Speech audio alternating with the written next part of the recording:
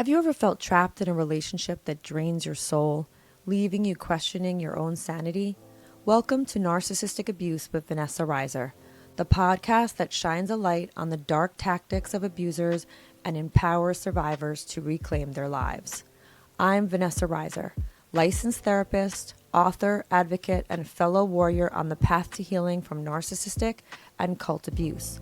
Joining me for many upcoming episodes is my co-host Dave.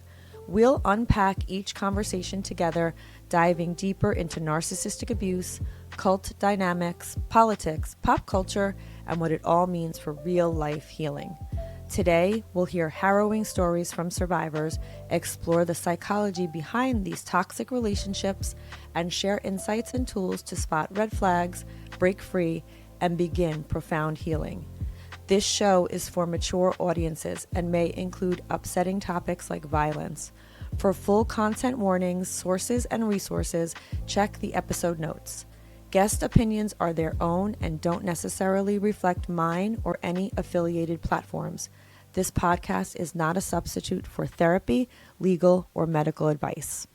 Welcome back to Narcissistic Abuse with Vanessa Reiser. I'm Vanessa, and I'm here with my co-host, Dave. Dave, that was such a powerful conversation with Eli Harwood, the attachment nerd, in our last episode, and I am still buzzing from it. So today, we're going to unpack, dive deeper, and break down all the gold from that episode. If you haven't listened to it yet, we highly recommend you pause this one right now, go back and listen to my conversation with Eli first. It's honestly one of our best episodes so far. She dropped so much wisdom about attachment styles, why we end up in narcissistic relationships, and how to start healing those patterns. Seriously, go listen to it now. We'll be right here when you get back. All right, for those of you who've already heard it, let's dive in. Dave is in a mood today. I'm coming in hot, ladies and gentlemen. Sorry. I'm going to apologize in advance. I'm coming in hot. Yeah. And this just, and you know what? It just goes to show for everyone listening, you may look at people on podcasts, on social media, influencers who talk about narcissistic abuse, and you may think that they have all their shit together and they've healed from all of this stuff. But I'm here to tell you that even when you've done all the work, even when it's been years and you've gone through the therapy process and you've worked on yourself, you still get triggered. And I'm coming in hot today because I got triggered something fierce. So anyway. Yeah, I mean, listen, it's just hard when you have to still engage. Like I don't. So I really empathize and sympathize with people that have any of these folks in their periphery, because it's like, no, thank you. I can't even imagine. Can't imagine. Yeah, No. it's frustrating. It is. And for me, I think one of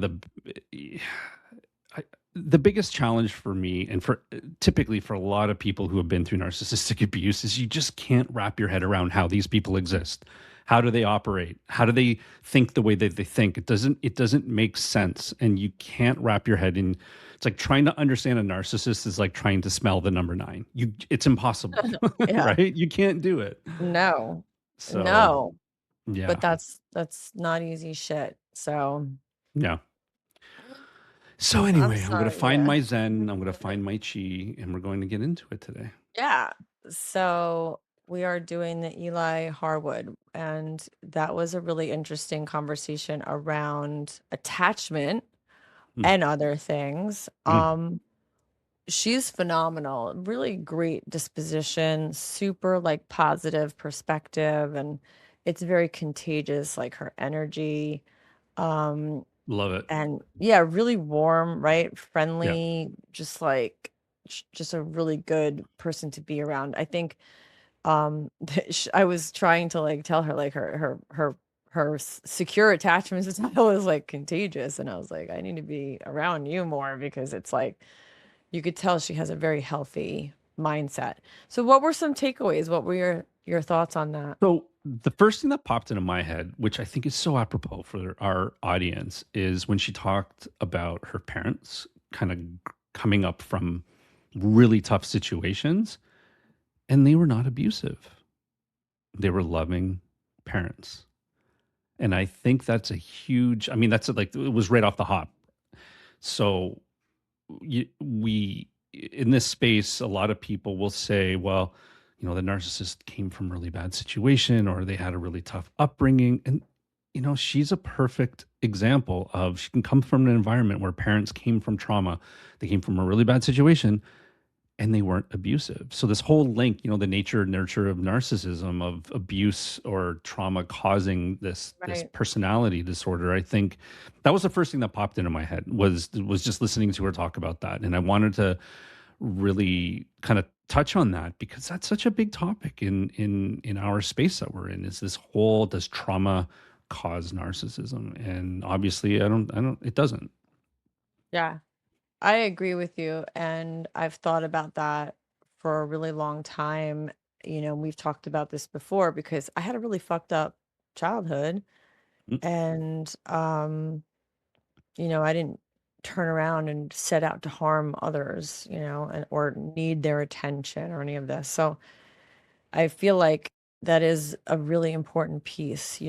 Most of my clients are traumatized and they're on the receiving end of what is like complete shit show abuse. mm, So, um, yeah. And listen, we all have trauma. I'm always like wondering, like somebody comes into my session with me or a client comes in and I'm like, so do you have any trauma, on an intake session? And they're like, no, perfect childhood. And then of course, fast forward 3 more sessions, here comes the real deal. Cause we yeah. all have experienced adversity. None of us are getting out of this unscathed.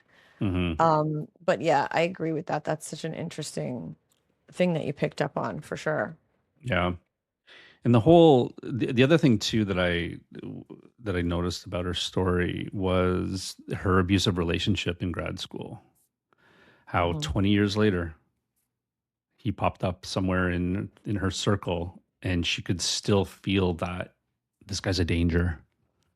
It doesn't leave. Like it stays ingrained in your nervous system. Mhm. So that's, I think, a lot of people deal with that, and it's hard to it's hard because it affects your life. Even, as she says, 20 years later, like, what the fuck? It's tough. It's hard. Yeah. And then we're seeing these stories like in the press around like people who have gotten out of relationships and then yeah 6 years later he shows up and just shoots her or something, like they're harboring all of this stuff even with no contact for many many Mm, years, like out of nowhere. I mean, I've seen a couple of those stories where you're like, damn, like, because I think what could also happen in that kind of situation is something happens that has nothing to do with their ex, but the ex is to blame for all things, right? Because they mhm, can't look within. So, like, let's say, many, many moons later, and I'm obviously making a joke, but, you could stub your toe, he could stub his toe, and then all of a sudden, it's somebody else's fault. Everything is someone else's fault. So yep, that you happen to be on deck for that retaliatory experience. So, and they can be also really impulsive, this idea that they're not going to be taking drugs and do crazy things whilst high on cocaine or even um alcohol, for instance. yeah, Yeah, yeah. yeah. So like that impulsivity is always there. I remember when I got engaged, I remember having just a thought of unsafety because I was on a mountaintop, and you and I have talked about that where like it's not that I knew that was going to happen, but there were like little whispers along the way of like danger, danger. Mhm, Similarly in Barcelona, I felt very uneasy. There were like a couple of moments where I was like, something just feels really dark with his energy right now, that mhm. kind of stuff. But yeah, in those moments, who knows what impulsivity, which is definitely a characteristic or can be of some of these disorders, who knows what th're capable of, to be honest. You know what? And this is why I always caution people on exposing the narcissist. And you and I have spoken in depth about this, and I think it's a very nuanced thing depending on your scenario. But exposing the narcissist can be dangerous depending on the level that you expose them. And I always go back to that saying is that like a narcissist doesn't hate you because you're a bad person. They hate you because you figured them out. And shame, obviously, lies very close to the surface underneath everything. And the more you know, the more you expose them, I think the more in danger you can be. And that, I think, it's such a I guess a fine balancing act, because part of the healing process is kind of getting this stuff out and talking about it, and yeah, and telling the truth about what happened. Not, you and I always talk about this, your truth versus the truth, Mhm. right? Talking about the truth that happened. It's part of the healing process. And so, yeah, always be cautious about exposure. That's always been my rule of thumb, because I don't want to see anybody put themselves at risk, especially like years later, right? Yeah, and I agree with that. I mean, I think if it makes sense and there are things that you have to do, for instance, I'll give you an example. Like if there is a smear campaign that could potentially affect your career Hmm. and you need to get ahead of that. I often find that if you are on the defense, it actually can be more treacherous. So there are ways Right. to get information out there without Hmm. without people knowing that it's coming from you. And that could be the court of public opinion, which might be your family and friends, could be Hmm. your boss. But you have to be savvy here because they can be very manipulative and cyber gaslight and email, nude pictures of you to your boss or your mother or like to sit Yep. there and hope that they don't do that isn't also ideal because then you might be in a position where, look at her, she's crazy, there's a lot of gamery that goes into this. And so it really depends on the situation. But when I saw what was happening when he went to the domestic violence center and had basically robbed me of my story and portrayed himself as having been the victim and displaying the cycle of abuse, I was like, oh shit, this motherfucker is like skilled. Like he's going to lay this groundwork so that I look like I did something to him. Hmm. And when it clicked that way, I knew I had to get ahead of him. So I had to like sort of stay like one step ahead. And sometimes that is something you have to do because I knew it was promised to me that he was going to go after my career, my life, everything. So sometimes you have to kind of play the game, unfortunately. Hmm. And so I judge not when people are trying to figure out how to be, not how to not be neutral on this because I've seen a lot of scenarios where they lay that groundwork and then you lose custody of your kids. I mean, these are people who will punch themselves in the face, literally, like Hmm. give themselves a shiner, shoot themselves in the leg, literally Yep. shoot themselves, and then be like, she was just here or he was just here or whatever the situation might be. And so once you learn what you're dealing with, sometimes you gotta fight fire with fire a little bit. And if you're savvy, I think you can insulate yourself a little bit better because I got news for you. They're coming after you whether you poke the bear or you don't. Because I've seen that, and you and I've talked about this too. Like, Yep. his ex was like nothing like me. She was like very, very, very quiet, kind. Not that I'm not kind, but you know what I mean? Like she You was are kind. Stop. no, but she was like very sort of shy, not as outspoken, and like she got the worst of it. So this idea that like, if you just sit quiet, nothing's gonna happen to you, that I don't know if I subscribe entirely to that. In fact, I know I don't, but I Hmm. understand what you're saying because it's like I don't know. I always said, and I put this in my book, it's like being in a prison yard and the beacon lights going around. It's like you have, no matter what the beacon light's gonna find, you have to just be ready to like bob and weave like the Matrix and kind of figure out how to like navigate this shit. But like that beacon light, it's not like if you don't do anything, the beacon light's not spinning. It's spinning. It's gonna find your ass. Well, Like, and this is why it's really important to find a trauma-informed therapist, specifically in narcissistic abuse as well, because it's very nuanced, and you need somebody who's got the knowledge and the experience navigating that based on the input that you're getting from your client. How malignant are they? Obviously, like a covert versus a malignant could show up a lot differently. And you're right, like every relationship is nuanced, but I always just have that as a caveat to be like, just be careful and be safe as well, because you don't want to get to the point where you're exposing yourself into Yeah. physical harm, right? Yeah. So So, I think, as as much as you can protect yourself, there are ways for you to get information out there that mhm. nobody needs to know about. If it means getting ahead of it with your employer, stuff like this, just kind of thinking, you have to learn how to think a little bit like a psychopath, quite honestly. Well, and, And and that's the other thing too, Vanessa, right? When it comes to a smear campaign, usually by the time that you're ready to combat them in the smear campaign, they've already been executing it for months oh or yeah, for a for a while. long time. They've been planting the seeds. So sometimes the sooner you can get on it, the better as well. But as I said, once again, it's all nuance. Everybody's a unique It situation. But is. yeah. But they do this thing where like, they will, let's say you're late for picking up your kids from school by 3 minutes. Hmm. These are people that will call the police as if like you've kidnapped this sort of like over the top, and all of this is so that there's like a paper trail of like how fucked up of a parent you are as a co-parent or Yeah. whatever.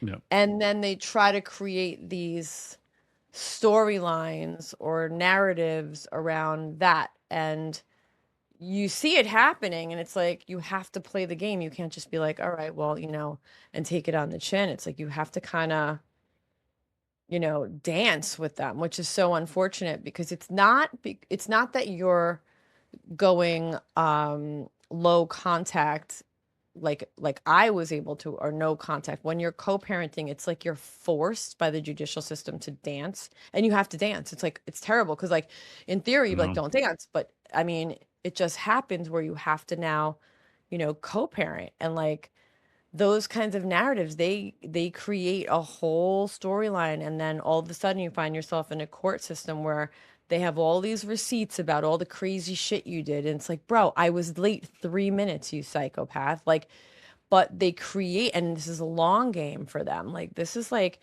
years and years of receipts that they gather to kind of sabotage you, just so they might maybe don't want to pay child support, or maybe they're just sadistic, or maybe you have a new partner and why can't I groom you and own you anymore? I mean, it's the wildest thinking. But you do, unfortunately, you can't unfortunately be always just neutral. Like, they're going to find you and like wrap you into their misery. And you have to play their game too. Like, you have to document everything because Yeah, at some point in time they're going to break out something. And if you've got nothing in your toolkit to say, here are my receipts, like here's everything that I saw happen, you're no wonder the court system takes custody away from people because they don't have anything to combat that with. So yeah, yeah, it's a struggle. It is definitely a struggle. And the fact that you have to think like them, oh, I know. it gives me the heaves. I But can't. I've gotten really good at that. Like, I can really Oh, predict a bunch. I'm like Narcstradamus. No you know joke. what? For everybody, Vanessa and I have some conversations offline where it's just like, oh my God, how are we even able to think like this now? And then you It's know so what I disturbing. sometimes do? Sometimes I'm like, when I talk to Yvonne, I'm like, "What? We should have figured this one out a long time ago." There's some that I'm like surprised I don't figure out too. There's Yeah, been I a know. couple of doozies. Well, it's probably a good thing that you don't figure it out because that means maybe your brain is getting wired like that. Yeah, yeah. No, some of But them I'm like, "Holy shit, how did we miss that shit?" I know. And But then then we I yeah. love the other times too when you and I are like, "Oh my god, this has been the most enlightening conversation." Like we just Yes. like decoded something right now, and Yeah. it's Almost daily. I think we yeah. have really unpacked a bunch of really crazy shit. And the reason why I think our conversations are so interesting is that we run it through the lens of, let's say, personal interactions, clinical stuff, political environments, covert narcissism, and overt. So like it go, there's a ton of like sifting of it that has to sort of fit for almost all of those things. and then it feels like it might could be the puzzle piece and make sense. Yeah. So like for instance, like Donald Trump, like there's a ton of times where like I'll be like thinking about what his next steps will be. What is this going to mean for the world? And I think about, my ex or some of the exes of my clients, and I go through that database and I'm like, okay, I think I got it. I Hmm. think it's going to be this because he needs this and he's going to do that. And like I can kind of like it's not that I haven't figured, it's like the bingo card like selections get a little it gets a little smaller and I'm like, okay, it's gonna probably be one of these things. But there's been a lot of like eye-opening conversations. There was a while where I was like, oh my God, we're all gonna die. And then sometimes I'm like, like he's just going to just basically posture and it's nothing. And I don't think we'll know until we know. I think I still feel like 50-50 on that. What are your thoughts on Trump being a threat or a joke? You know what? I love it, and I'll tell you why. Because we are What do you documenting love? everything. No, Uh, sorry. Okay. Whoa, whoa, whoa. I don't love it. I don't love him. I'm just saying I love. Sorry. I should almost say it's like bittersweet. I don't like it, but it's also at the same time we should all be grateful because we are witnessing something real time, digitized that will forever be there, that will be able to be studied for generations and generations to come. Could you like imagine if social media and the internet was around when Hitler was around? We wouldn't have the limited number of textbooks in order to study the psychology of the Third Reich and how all that went down. But because of where we live in such a digital world, everything is digitized, and we'll be able to unpack everything that's happened in real time. Like we're living through a major historical event right now and we're watching it real time. So that when I say that I love it because I love to be able to watch it and be able to pick it apart and analyze it and have conversations with you and really kind of tie it to our own experience, your clinical experience, our friendships, our own personal experience with this personality style. And I think we should all be grateful for it because it's only going to allow us to protect ourselves and kind of insulate ourselves from this type of behavior in the future. So there you yeah. go. That's my rant on it. Yeah, and I feel like I think whatever Trump does, um, and how this sort of plays out or washes out or ends is going to be very telling. I hope that things are cyclical as they always have been, and this isn't like a dead end and like it actually just, I'm hoping that like there'll be an ebb and flow and we'll just kind of reclaim democracy in America because it's definitely hanging by a thread. I will say that. And But there. I don't think we can reclaim democracy under the old regime because reclaiming democracy without having a sense of justice for the Epstein victims and that whole situation, I think is not, I mean, we're not really reclaiming it. We're just sliding back into old patterns. So I think in order for us to reclaim democracy, it's got to be a like democracy 2.0 because the way it was working before is not working. Oh yeah, I agree with that. I mean, Yeah. yeah, that's a good point. There has to be a heavy justice component, and maybe like we should just be consulting with the government, and we'll just tell them that they have to fight fire with fire now. You have to stop this whole like when they go low, we go high bullshit. You have to get in Yeah. the you really have to get in the pit with these pigs. There's just no way around it. You have to like proverbially like put your foot on their throat because Mhm. they and that's why like sometimes like when I talk to you on the dating apps and some of the people who come for me, I'm just like, fuck off. Just fuck all the way off. And people are like, wait, you can't talk to me like that. You're a therapist. Fuck off again. Because you have it's like how much clearer because that's kind of how these people will understand. They'll be like, oh my God, like let me get away. Yeah, get away. That's the whole goal. Get away, far away. But yeah, I think that you do have to fight fire with fire. I do not think that you can play nice with these people at all. No way. Mhm. I agree.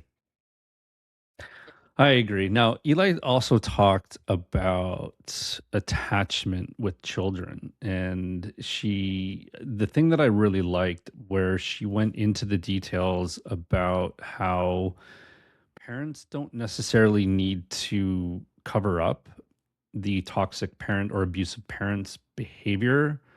It's like that fine balance that she spoke about. And I love that part of the podcast because there's a lot of people who have been through divorce. They're told, don't say anything bad about your ex. Like, don't slam them, don't disparage them. And there's danger in that when it comes to abuse, because if a co-parent is abusive in their household and the child comes to your household and tells you about it, you have to be able to acknowledge it and be able to kind of validate their experience. So I do love that. And I also love the fact where she said, and this is going to give a lot of people a lot of hope who have been through an abusive relationship or who have to co-parent with somebody who's very toxic or narcissistic, is as long as the child has a secure attachment with one healthy parent, their outcomes long term, they've studied it, it shows that they have a tremendous amount of potential for success. Yeah. And that's, I think, was very inspirational as a part of that, part of her podcast, because I know a lot of people think when you have a toxic parent that you co-parent with, you're constantly worried about, I don't want my kid to have trauma. I don't want this to mess them up. I don't want our divorce to mess them up. Knowing the fact that if you stay your course and you work on yourself and have your own healthy attachment with your child, that your child's success is, it's not so much guaranteed, but you have a very higher chance of success for your child in the future. So I love that part of the podcast as well. Yeah. And I think let's talk a little bit about kids, right? So, like, let's say you are co-parenting with a narcissist, a sociopath, psychopath, and you are concerned about, um, how to manage this. What are some things that I feel like one of the things that I try to talk to my clients about a lot is describing to them like the difference like between fact and fiction, because I think one of the vulnerabilities for children growing up in these environments with a toxic parent is that they get gaslit or they're told a bunch of untruths. Mhm. So I think from a very young age, describing the difference between red and blue and why that's, something that is absolute, this kind of stuff, like, so they understand this is a fact, this is the color red, this is a fact that this is not the color blue, just very Mhm. sort of basic fundamental concepts. Yeah. Um, but I think that's really helpful. The other thing is, to your point, like, you don't want to spoon feed your children to a toxic person. So you can't do this thing where you're like, oh, mommy loves you or daddy loves you, because I can't tell you if that's absolutely accurate. Like, I don't know. So sometimes it's not true. And then they kind of grow up and then they find themselves in session with me at the age of 27. Why didn't anybody tell me that there was no Santa Claus? This kind of stuff. Yeah. So it's like, it's a little bit tricky. I put in my book that I remember being in this toxic relationship and everyone around me was giving me the eyes like this. Like, she doesn't Mhm. see it. The big wide open, like, uh-oh, she doesn't see it kind of. And it was a look, and it was Mhm. around me quite a bit.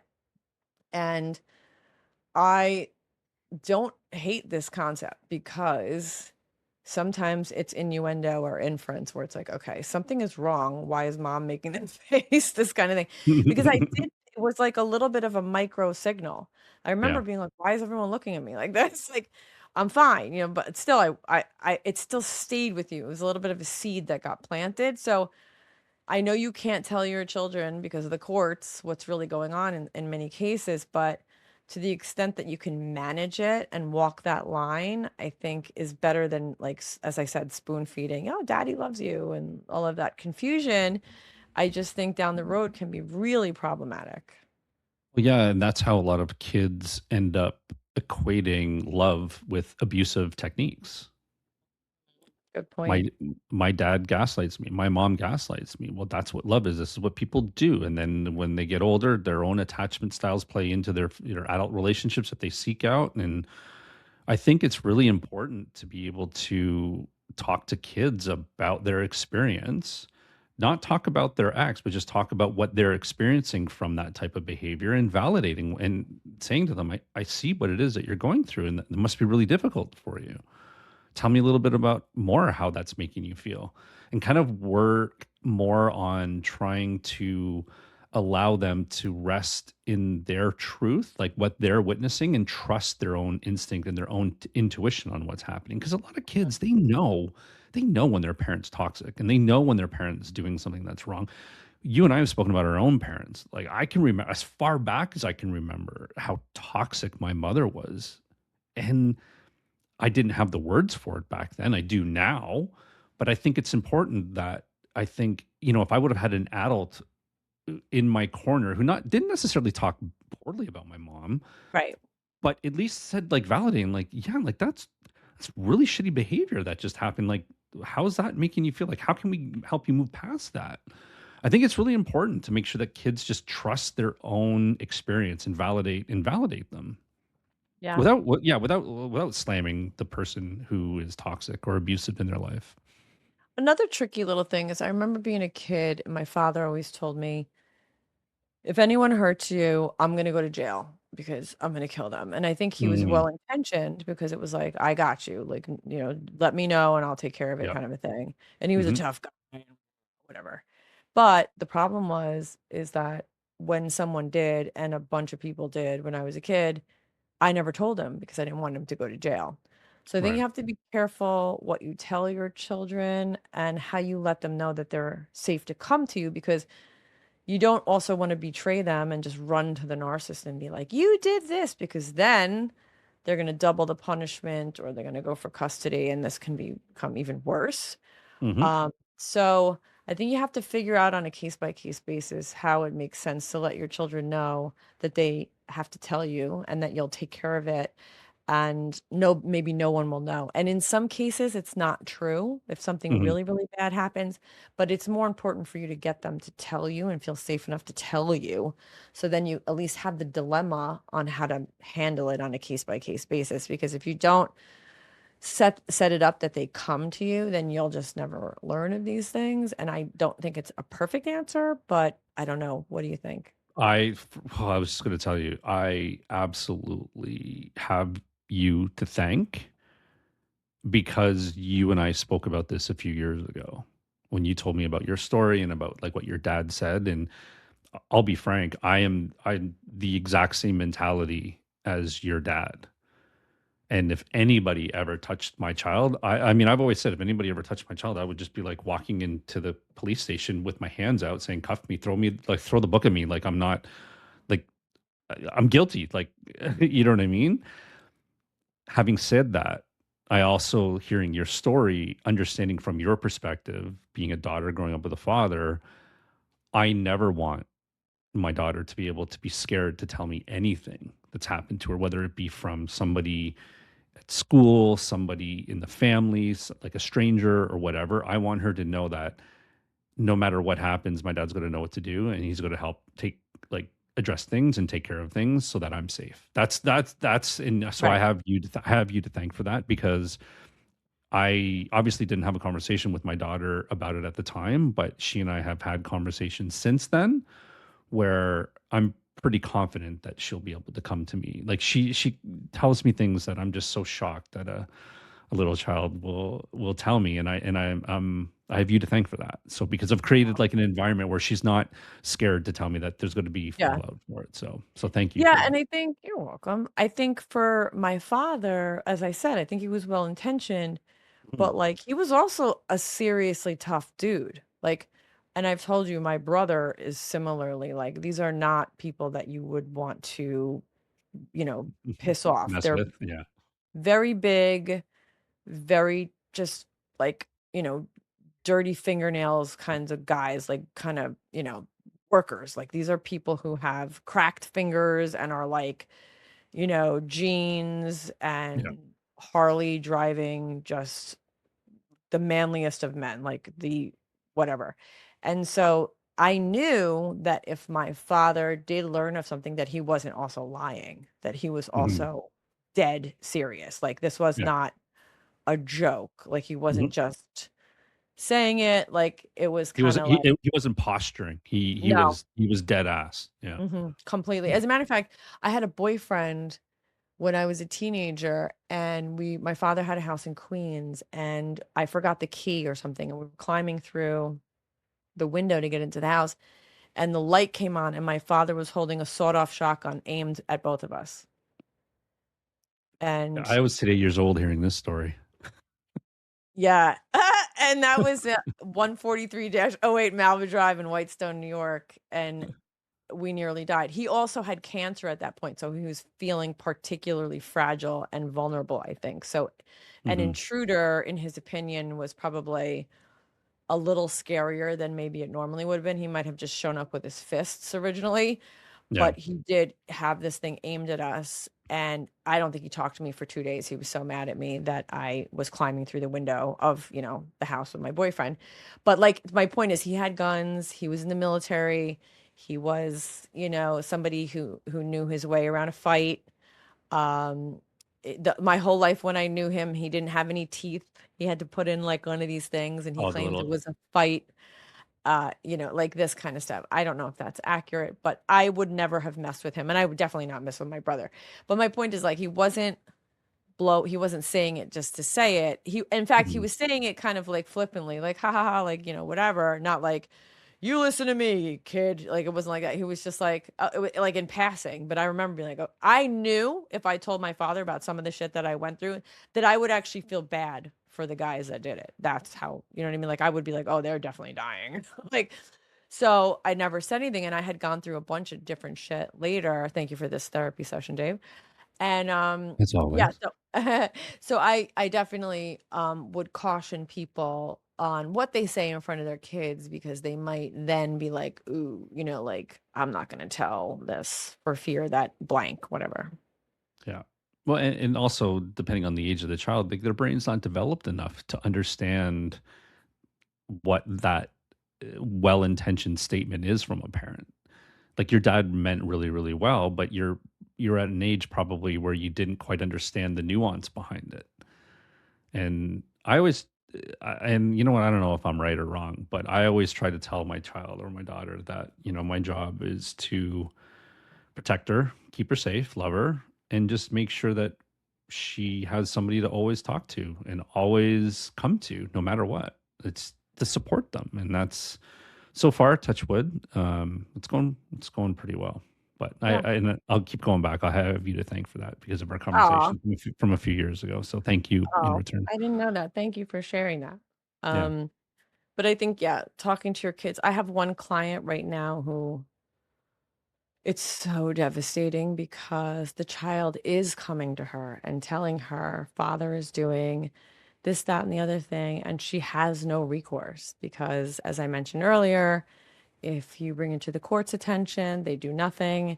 If you bring it to the toxic parents' attention, then ultimately, these behaviors will probably ramp up. And so we have been trying to brainstorm around how to manage that scenario, which is very, very, very hard. And this kid is like, this young boy is like crying and like trembling and like doesn't want to go there and is really, really upset because now he's confused. I don't want to tell mommy this stuff because, then in their minds, like the mommy and daddy are going to fight, and that's already a problem in his mind. So it's like, then they internalize all of this shit. So Yeah. I think ultimately getting them in front of a child therapist is probably the best way for them to have a safe place to express themselves. That isn't always easily accomplished when you're dealing with somebody who doesn't believe in therapy, which is what I hear narcissists never do, or seldom do. So it's hard to kind of get that going. Anyone who's listening, if you can get a social worker or a counselor in the school system to recommend that, sometimes when the narcissist knows there's more eyes on it, they will acquiesce, right? So, like, if the school counselor, hears from you what's going on, then they can make this recommendation to your co-parent, and then they're more, maybe more convinced to fall in line and do the thing because they're like, uh-oh, people are going to be paying attention to Mm, this or whatever. that's right. So They sometimes you gotta can get a third party involved if that makes sense. yeah, they gotta protect their fragile image that they've Right. built. So, when Right. they think that they're doing things in a silo, they're more willing or more able to be abusive, but if they think that they have eyes on them, then you're right. I think they can acquiesce and kind of get back into get back into line, I guess. I don't know if for lack of a better word, but Yeah. So that I think is a way to do it. I think I see this also with pediatricians. Sometimes there are other handlers that are around that you can kind of like nudge, like listen, and like it's almost like good cop, bad cop. Let them be the one who's like, we think we see something going on with little Johnny. You might want to, consider this, that kind of stuff. So yeah, sometimes you can utilize those resources to sort of help. God forbid anybody listens to the truth around what's going on in the first place. And we have to play these games and like so manipulate frustrating. systems. It's maddening, So but it's so frustrating. It's yeah. difficult. Yeah. Um, so, okay. So, what else can we say before we wrap up today? What are some things we want to leave everybody listening with? Well, I think it is important to walk away from that episode knowing that if you are a parent and you are dealing with a toxic co-parent, focusing on you, focusing on your relationship with the child, creating that secure attachment, a very healthy, secure attachment, is so much more important than focusing on the toxic parent's behavior. Obviously, not all the time, but I think it's when your primary focus is just concentrating on that 50% of the time or whatever percentage of the time is that you have with your child and to try to foster that secure attachment, you will infinitely give your child a better chance of success long in the future from the psycho or the from a psychology perspective, I think. Yeah, I feel the same way. I think, lots of love, lots of hugs, lots of nature, good food, Hmm. nourishing connections and warm environments, all of like that, all of the secure attachment experiences, fuzzy dogs, um, all of the things that like make people feel safe Yeah, and at peace, that kind of stuff. No jarring and upsetting situations. So I think that's such a great way to end the episode with you today. Is just on that, like kind of leaning into all of those things that make us feel secure, safe, at peace, comfortable, and yeah, creating environments for our children that include that. yeah. I mean, she spoke about that whole how humans were designed to co-regulate.